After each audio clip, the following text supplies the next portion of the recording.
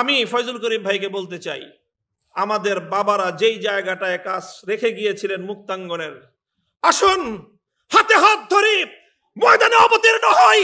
ইনশাআল্লাহ এদেশ থেকে বাতিল পালাবার পথ খুঁজে পাবে না।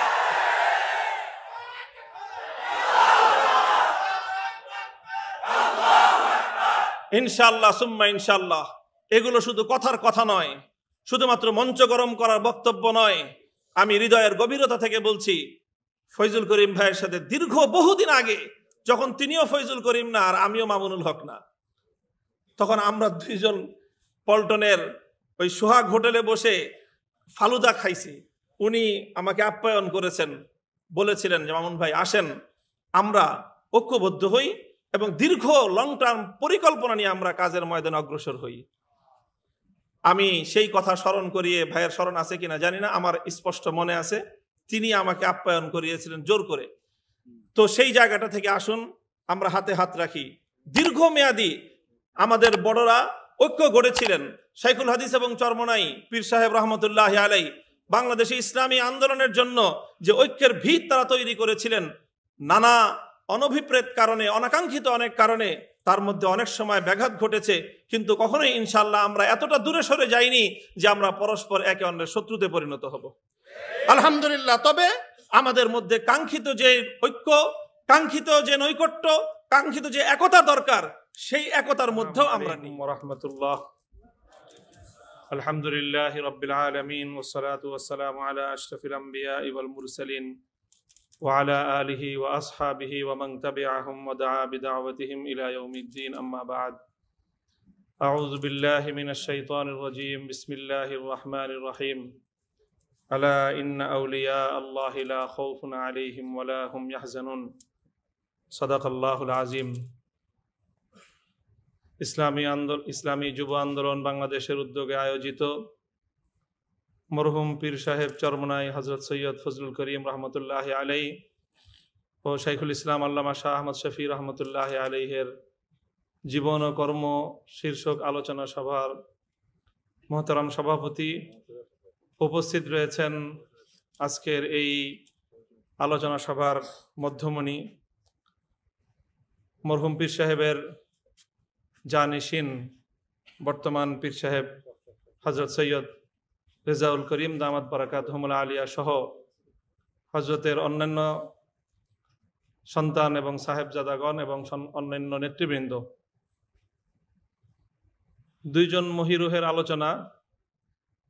হযরত শাইখুল ইসলাম রহমতুল্লাহ আলাই সদ্য ইন্তেকাল করেছেন। ওনার অনেক আলোচনা সভা প্রতিনিয়ত প্রতিদিন সকাল সন্ধ্যা বিভিন্ন প্রান্তে হচ্ছে এবং সেগুলোতে আমরা অনেকে অংশগ্রহণ করছি। এজন্য আজকে আমি শুধু মরহুম পীর সাহেব চরমনাইকে নিয়ে আমার ক্ষুদ্র জীবনের কিছু স্মৃতিচারণ আপনাদের সামনে করব। আমার স্মৃতিচারণটা অন্য অনেকের চেয়ে একটু বেশি তাৎপর্যপূর্ণ। আমি ব্যক্তির কারণে নয়, বরং আমার নিসবতের কারণে। আমি শাইখুল হাদিস আল্লামা আজিজুল হক রহমতুল্লাহ আলাইহির সন্তান। মরহুম পীর সাহেব চরমনাই ছিলেন যার একজন ছাত্র। আমি আমার বাবার কাছে হযরত মরহুম পীর সাহেবকে একাধিকবার দেখেছি এবং তার কিছু দৃশ্য আমার চোখে ভাসমান, আমার স্মৃতিপটে চিরজাগরুক। আমার একটা দৃশ্য এখনো আমাদের বাসার কথা মনে আছে, লালবাগের যে বাসায় আমরা ছিলাম। শাইখুল হাদিস রহমতুল্লাহ আলাইহির কাছে একদিন সকালবেলা পীর সাহেব হুজুর আসলেন। হুজুরের সাথে আরো কিছু লোক ছিল, কিছু হাদিয়া তোহফা নিয়ে আসলেন।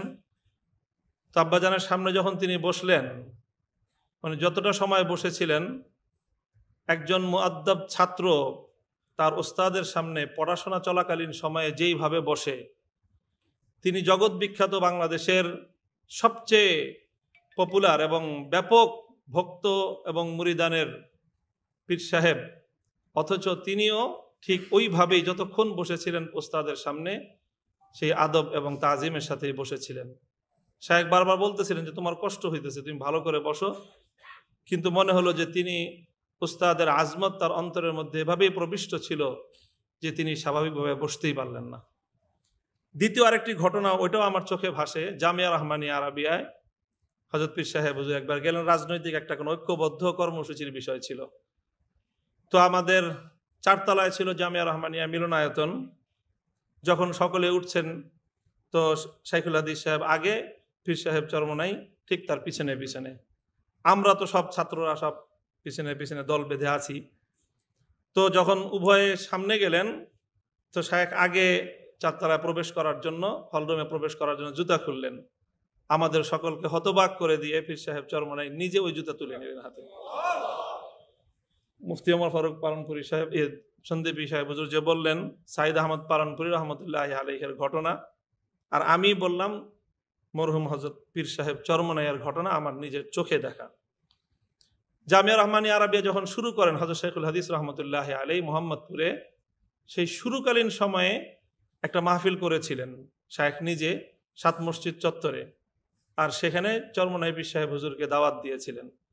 উস্তাদের দাওয়াতে ছাত্র মেহমান হিসেবে গিয়েছিলেন এবং সেই সূচনাকালীন সময়ে জামিয়া রহমানিয়া আরাবিয়ার প্রতিষ্ঠাকালীন সময়ে এলাকার মানুষজন ব্যাপকভাবে যেন আসে এবং মাদ্রাসাটা যেন খুব মানুষের কাছে পরিচিতি লাভ করে, সেজন্য তিনি ব্যাপক ভূমিকা রেখেছিলেন, বয়ান করেছিলেন এবং তার সেই বয়ানে বড় প্রভাব রেখেছিল। সেটা এখনো, আমি তখন অনেক ছোট কিন্তু আমার স্পষ্ট মনে আছে।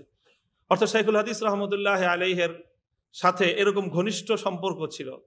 1987 সালে যখন ইসলামী শাসনতন্ত্র আন্দোলনের সূচনা হয় তখন আমরা জামিয়া মুহাম্মাদিয়া আরাবিয়ায়, ওই সময়ও হযরত চরমনাই পীর সাহেব সহ অন্যান্য নেতৃবৃন্দ সেখানে যেতেন। সেই সময়কার কিছু দৃশ্য আমার মনে আছে। লম্বা কথা বলার সময় নেই। হযরত পীর সাহেব চরমনাই সম্পর্কে আরেকটা তথ্য আমি, যেগুলো আমার কাছে একেবারে আমার নিজের তথ্য যেগুলো, সেগুলো বলছি। অন্য কথা তো অনেকেই বলেছেন। হযরত চরমনাই পীর সাহেবের প্রতি আমার একটা বিশেষ ভক্তি এবং ভালোবাসার জায়গা আছে। সেটা হলো যে তিনি তো জগৎ বিখ্যাত একজন পিতার সন্তান ছিলেন, সৈয়দ ইসহাক রহমতুল্লাহ আলাইহি। উজানির হযরত কারি ইব্রাহিম সাহেব রহমতুল্লাহ আলাইহির যে সিলসিলার বাংলাদেশের সবচেয়ে বেশি প্রতিষ্ঠা যার দ্বারা হয়েছে, প্রচার যার হয়েছে, তিনি তো চরমনাইয়ের মরহুম সৈয়দ ইসহাক রহমতুল্লাহ আলাইহি। আর সেই বাবার সন্তান হলেন সৈয়দ ফজলুল করিম রহমতুল্লাহ আলাইহি।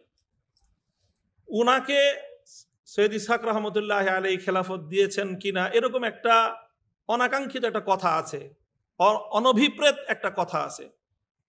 ওই কথার সূত্র ধরে আমি যেটা বলি সেটা হলো, আমি শুনেছি একজন মহান ব্যক্তির কাছ থেকে।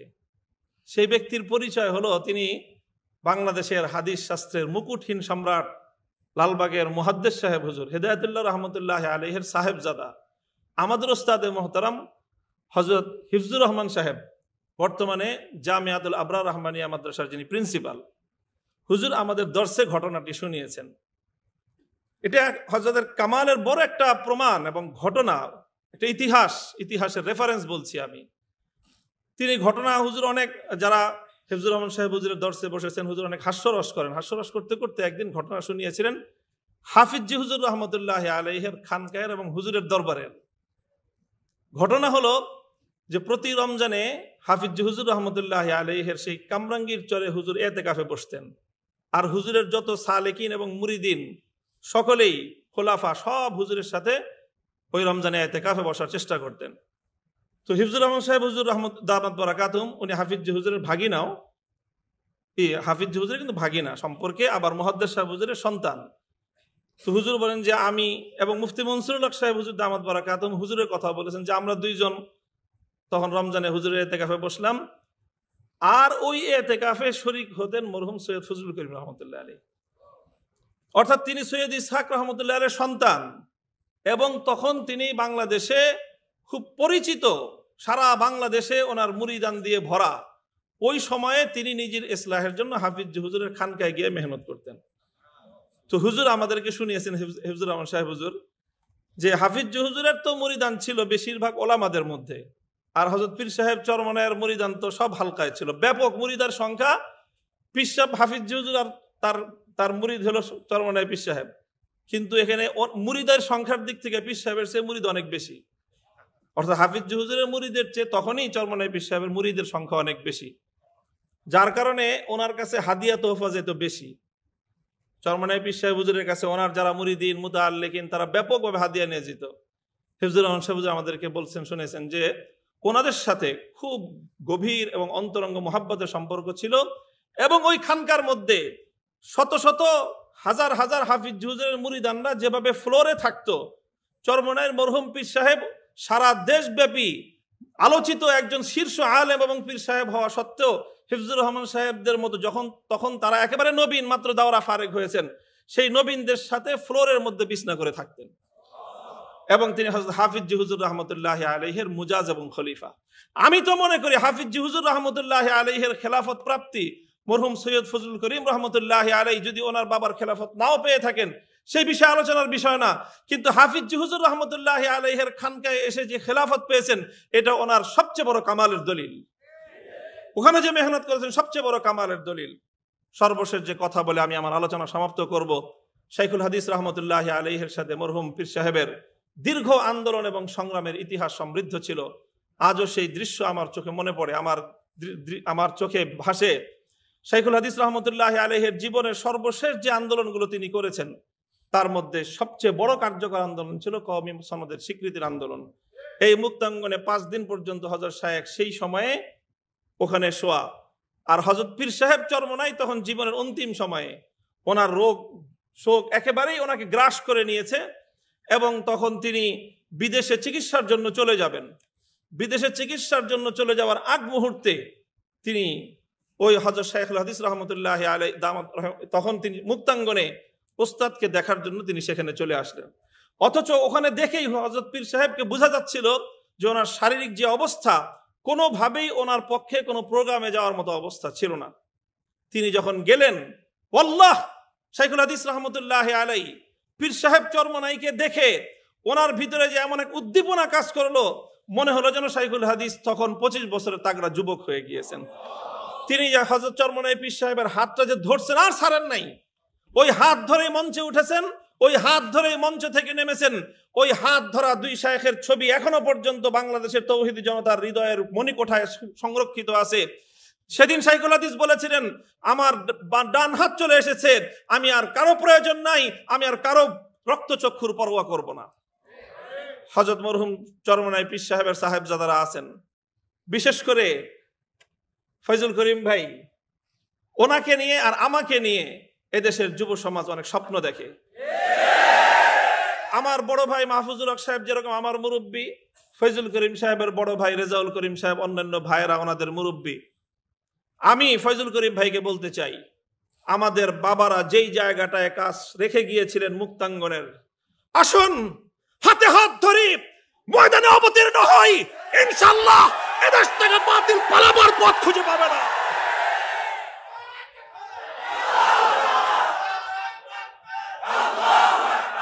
ইনশাআল্লাহ সুম্মা ইনশাআল্লাহ। এগুলো শুধু কথার কথা নয়, শুধুমাত্র মঞ্চ গরম করার বক্তব্য নয়। আমি হৃদয়ের গভীরতা থেকে বলছি, ফয়জুল করিম ভাইয়ের সাথে দীর্ঘ বহুদিন আগে, যখন তিনিও ফয়জুল করিম না আর আমিও মামুনুল হক না, তখন আমরা 2 জন পল্টনের ওই সোহাগ হোটেলে বসে ফালুদা খাইছি। উনি আমাকে আপ্যায়ন করেছেন, বলেছিলেন যে মামুন ভাই আসেন আমরা ঐক্যবদ্ধ হই এবং দীর্ঘ লং টার্ম পরিকল্পনা নিয়ে আমরা কাজের ময়দানে অগ্রসর হই। আমি সেই কথা স্মরণ করিয়ে, ভাইয়ের স্মরণ আছে কিনা জানি না, আমার স্পষ্ট মনে আছে তিনি আমাকে আপ্যায়ন করিয়েছিলেন জোর করে। তো সেই জায়গাটা থেকে আসুন আমরা হাতে হাত রাখি। দীর্ঘমেয়াদী আমাদের বড়রা ঐক্য গড়েছিলেন। শাইখুল হাদিস এবং চরমনাই পীর সাহেব রহমতুল্লাহ আলাইহি বাংলাদেশে ইসলামী আন্দোলনের জন্য যে ঐক্যের ভিত তারা তৈরি করেছিলেন, নানা অনভিপ্রেত কারণে, অনাকাঙ্ক্ষিত অনেক কারণে তার মধ্যে অনেক সময় ব্যাঘাত ঘটেছে, কিন্তু কখনোই ইনশাআল্লাহ আমরা এতটা দূরে সরে যাইনি যে আমরা পরস্পর একে অন্যের শত্রুতে পরিণত হব, আলহামদুলিল্লাহ। তবে আমাদের মধ্যে কাঙ্ক্ষিত যে ঐক্য, কাঙ্ক্ষিত যে নৈকট্য, কাঙ্ক্ষিত যে একতা দরকার, সেই একতার মধ্যেও আমরা নেই। কাজেই তবে এজন্য আমাদের ভবিষ্যতে আরো ইস্পাত কঠিন দৃঢ় মজবুত ঐক্যের ভিত তৈরি করা দরকার। আমরা ইনশাআল্লাহ বসবো, আলোচনা করব, অতীতের ভুলগুলো থেকে আমরা শিক্ষা নিব, অতীতের কি কি কারণে আমাদের ঐক্যগুলোর মধ্যে বিভিন্ন সময় সমস্যার তৈরি হয়েছে, সেই ছিদ্র পথগুলো বন্ধ করে জবাবদিহিতার মাধ্যমে ইনশাআল্লাহ ঐক্যবদ্ধ প্ল্যাটফর্ম তৈরি করে আল্লাহর জমিনে ইসলামী শাসন ব্যবস্থা, খেলাফতের ঝান্ডা উড্ডীন করে মঞ্জিলে মাকসুদ পর্যন্ত আমরা পৌঁছবো ইনশাআল্লাহ। আল্লাহ পাক রব্বুল আলামিন তৌফিক দান করেন। মরহুম হযরত সৈয়দ ফজলুল করিম রহমতুল্লাহ আলাইহির কবরকে আল্লাহ পাক জান্নাতের বাগানে পরিণত করেন। আমাদের বড়দের রেখে যাওয়া আমানতকে আল্লাহ পাক যথার্থ দায়িত্বশীলতার সাথে ধারণ করার তৌফিক আমাদেরকে দান করেন।